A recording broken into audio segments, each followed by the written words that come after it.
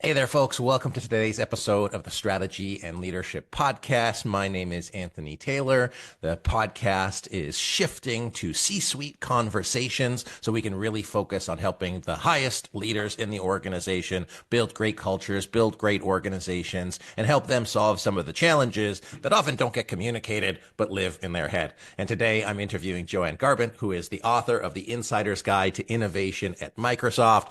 She's worked on a lot of cool projects, is continuing to work on a lot of cool projects. And JoAnn, I'm just really excited for the opportunity to chat with you today. So thanks for being here. Pleased to be here. Thanks for having us. So I'm going to jump into a really first easy question, okay? What Sure. is a regenerative data center? Starting with the low hanging fruit here. So we all know what data centers are, or at least we know indirectly what they do for us, which is power the modern world. Everything's connecting back to data centers now, essentially, other than, really hand-to-hand exchanges. Regenerative is a principled practice of design that looks at all of the systems anything lives within and figures out how to create positive feedback loops between the different parts of the system. So you and I are in a conversation. How do I cue you up to have something good to say next? How do you ask me a question that brings out something valuable? That's a positive feedback loop of a conversation. Data centers take land, take power, take water, take up space and visual presence in a community. They provide jobs, all of these different things.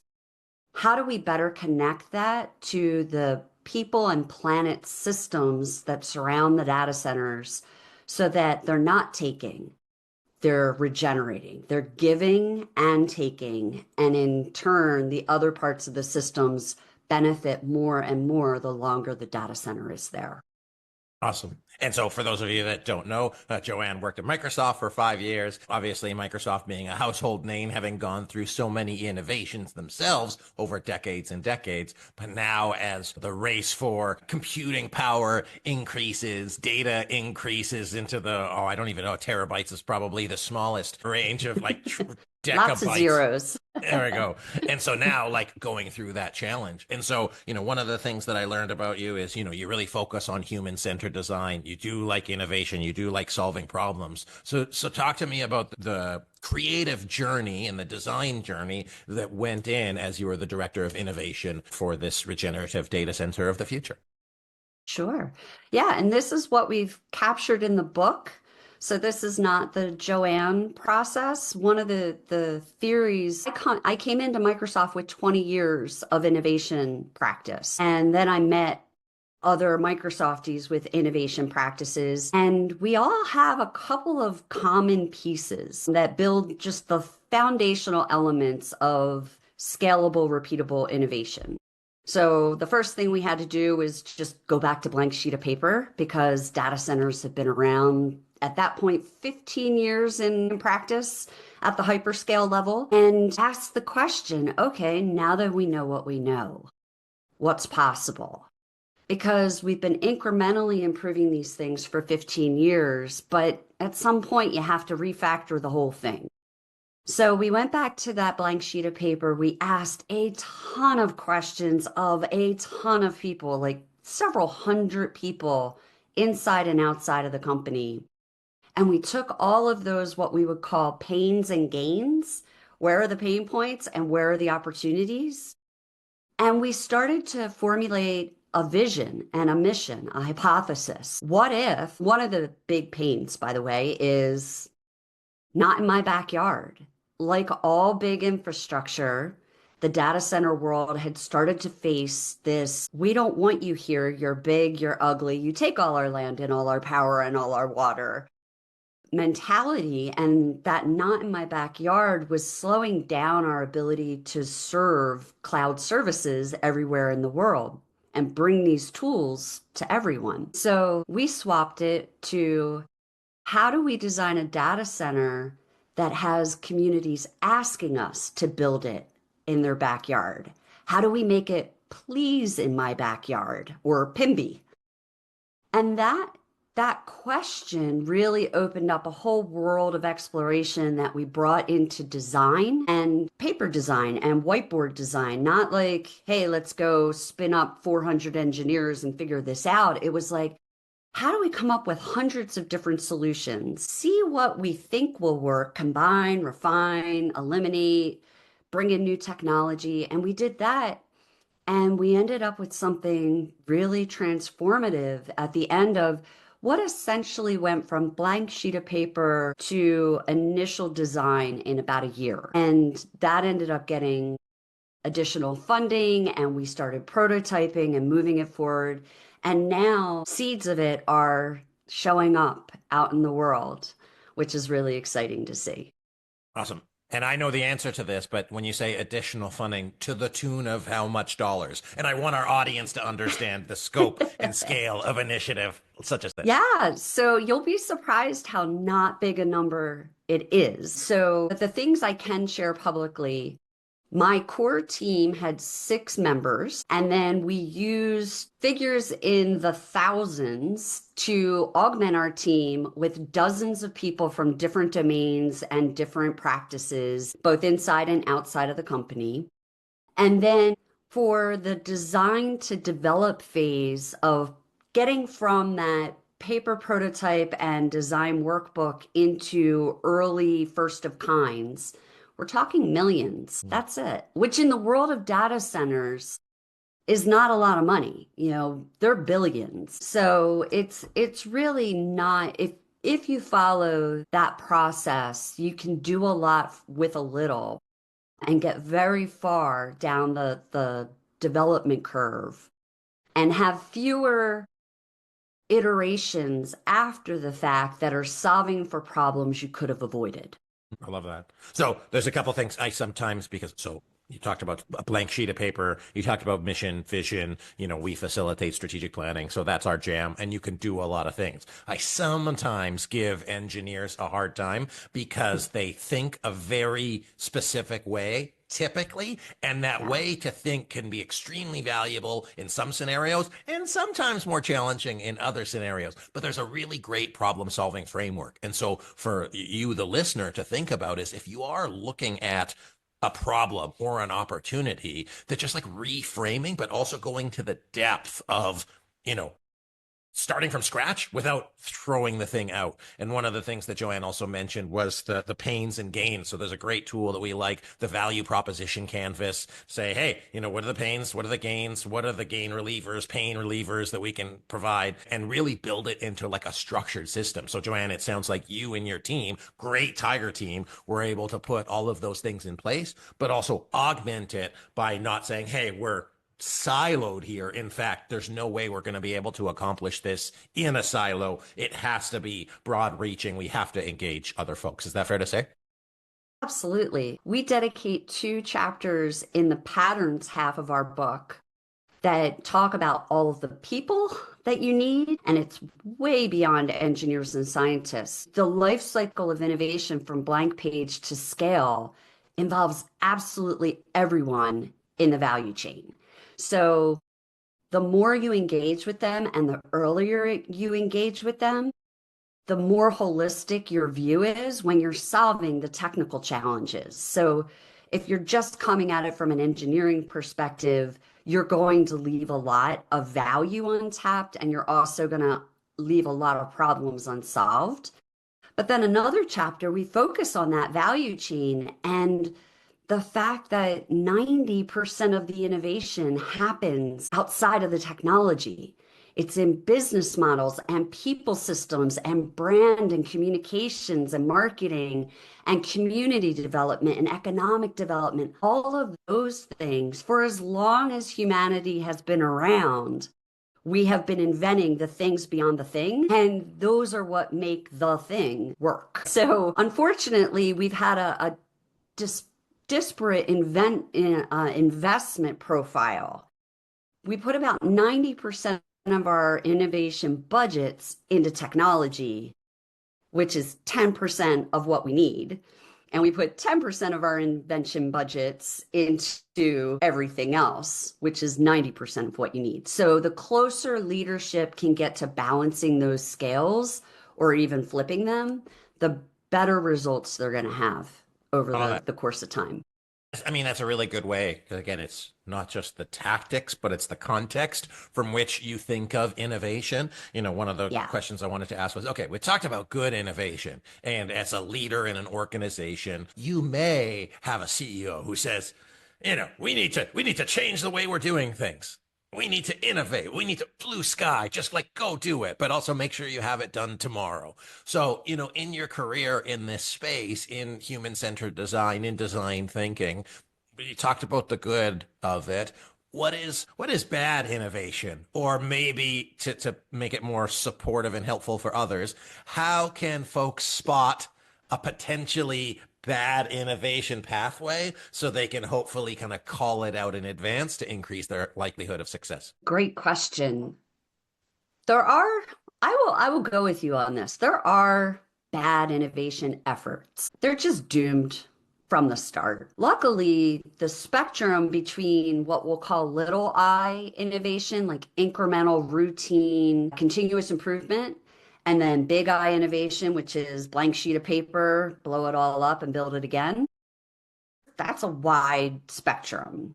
But let's say you don't fall anywhere on that curve. I would say warning signs that you're doomed before you start is you don't know why you're building something or solving something. You don't know who you're building it for or solving it for, or how they will value it. Not how you think it should be valued, but how they will value it. And you don't have some amount of diverse perspectives at the table in the early formation period of your work at a minimum, right? Like if you're just looking at it from your lived experience and your technical or business experience, you're going to maybe, luckily, somehow find a niche community that will see things the way you do. But more than likely, you'll never make it out above the noise of the world today. And you probably won't even make it out of your own organization because the very first customer of whatever you're innovating is your own company. And you've got to meet people where they're at and bring them along on that journey. And thank you for that. And I find it interesting. I don't know if it's necessarily a dichotomy, but in some cases, you're building things for folks that don't know what they want. And so you have to listen to them, hear them, recognize, put yourself in their shoes. On the other hand, you can't be an order taker because they might not have the vision, the foresight, the perspective to see what's possible. And in a lot of these cases, it isn't possible because it's being created for the first time. Did you ever have any challenges with, working with teams and to see the possibilities and not being constrained by what we know? Sure. Absolutely. It's a fundamental, you should just expect that. Like, if you don't expect that when it happens, you're going to spend a lot of time and energy feeling defeated or defensive or all kinds of wasteful things. The way we think about it, we have a framework we use, and we share this in the book. The very fundamental aspect of any innovative process is diverge, converge, synthesize. In that divergent period, you really are just going really wide, asking a lot of people a lot of questions, doing a lot of homework, trying to see the elephant from all its sides, right? You're going to start converging either naturally or because you have to pick a path forward. If you've gone wide enough, you're going to pick a better path than where you started because now you see it from different angles. It's in that convergence period that you're going to start meeting people with different opinions of where you should converge. Some are going to have stronger opinions than others. You have to find at that point your people that believe in your mission. And that sounds counterintuitive to the diverge practice, but that's the point. If you're trying to drag people through the process in the convergence period, again, you're going to waste a lot of time and a lot of energy. You know what those other people value. You've met them, you've talked to them. You can reframe where you end up to speak to them, but they're not going to help you figure out how to do that. So it's this give and take, this back and forth of everybody in the pool, back to a few people in the pool, everybody in the pool, a few people in the pool. And the most important thing, the difference between taking orders and innovation is the synthesis. So now you've converged on something from your divergent explorations. You got to synthesize that with your knowledge, your team's knowledge, your skills and resources, what's feasible for your business, your core values, what you're passionate about, what you're going to have enthusiasm to keep working on when you get the inevitable pushback. That synthesis is a make or break point for innovators. And it's a totally different process than just asking people what they want and building what they want. The synthesis is your magic. It's just, innovation. It's a big word. It can mean a lot of things. It is incredibly complex and nuanced. And there's so many skills, hard and soft, to make it successful, truly. And again, we're not talking an incremental change. Again, the difference between incremental change and truly innovation, to recognize, how can you get these things across, getting the right people at the right times, because there's going to be people who are really great at this part of the process, really great at that part of the process. You engage them too Yes. early or too late. So it's a balancing act, and one that's obviously been learned over, decades, I'll say, many years. And so just interesting how that plays out, that while there is a guide that you wrote, that you can, there's so many different tailored ways to approach it.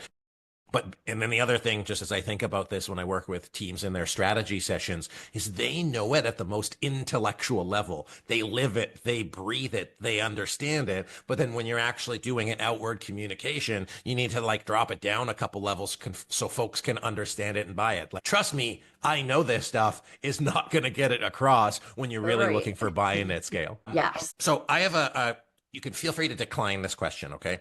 I know that you had, so of course, every leader, they have their professional life, they have their personal life. And my experience is that they aren't separate, because you have these defining moments that shape and change how you think of things. I know that you had some life things that you went through, health wise, etc., because it's on the internet. So here it is.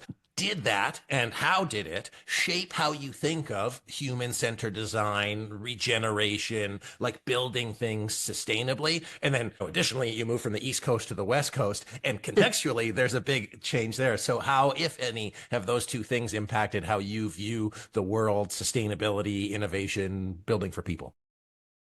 I'm happy to talk about it. And I start off by saying, I did in February of 2023, I just through regular screening found out I had invasive breast cancer. And I use that to say, get screened. If it doesn't save your life, it may just save you chemo, and you don't want chemo. Trust me, it's terrible. It's fabulous, fabulous invention, does its job. You don't want to go through it. Yeah, the move 3 months after I moved, the pandemic hit and the whole world shut down, which was interesting because right before I left my home of 20 years in Philadelphia, where I had an amazing neighborhood and network of collaborative friends and family. My one fear going into the move in my mid 40s was, what if the whole world goes to hell and I can't get home? I lived through 9/11. I remember that. And then, sure enough, 3 months later, the whole world went to hell and I couldn't get home. But you know what the great thing was? We survived it and we figured it out. And so the move, the pandemic, cancer, all of that just reinforced you get up and you do what you're passionate about. I get up every day now more than ever. Actually, post cancer, there is this very distinct difference that a lot of cancer survivors will say. There's life before cancer and there's life after cancer. And life after cancer is, I was just walking along, minding my own business, healthy as could be, and it all went to hell overnight. And a year and a half of treatment and an ongoing recovery, 2 years later. every day I remind myself, don't know what's coming. So today I'm going to enjoy the conversations, my tiny werewolf, my family, my friends, whatever the day brings me. And that doesn't mean I'm like toxically positive. Like there are stresses. I'm trying to launch a book. Nobody reads. Only people that write books read anymore. But Dean and I believe it was worth writing it down, and we think it's a vehicle to help people fast track their innovation skills. I believe in what we're doing. I am willing to put my days and my energy and time now more into the things I believe in. And where it really struck a line for me was when those stresses come up, when the limitations appear, when I feel like it's not working, it's almost a light switch now that I'm like, nope, not spending my time and energy there. Turn that light switch off, look this way, and keep going. And that's a gift. I mean, I said this the other day in conversation. As a whole, because I'm still standing at the other side and I was well cared for and I'm doing well now, and whatever comes in the future, so far it's been a net positive. Cancer gives you a perspective that you can only partially imagine until it happens. And I've had friends and family go through it, die from it, and even still, I didn't fully grasp how precious time and energy is. Yeah.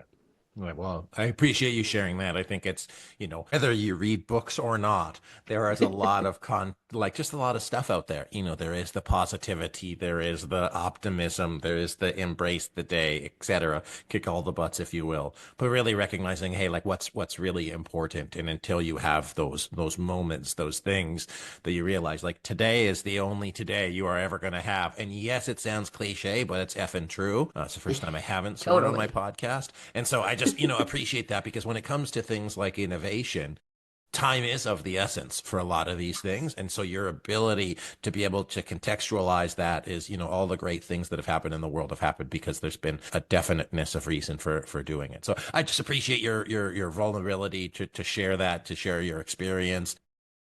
Though, for anybody listening, the 20 something years of innovation I did prior, I'm a pretty headstrong, self motivated person, and I'm pretty determined when I want to do something. So it's not like I let, the bastards beat me down over the years. I muscled through it, but I still wasted so much time and energy trying to win them over or explain things, or I have been liberated from that to a point of really embracing if I'm, in that convergence and synthesis phase of innovation, and you are saying, can't be done, isn't possible, it's already been done, didn't work.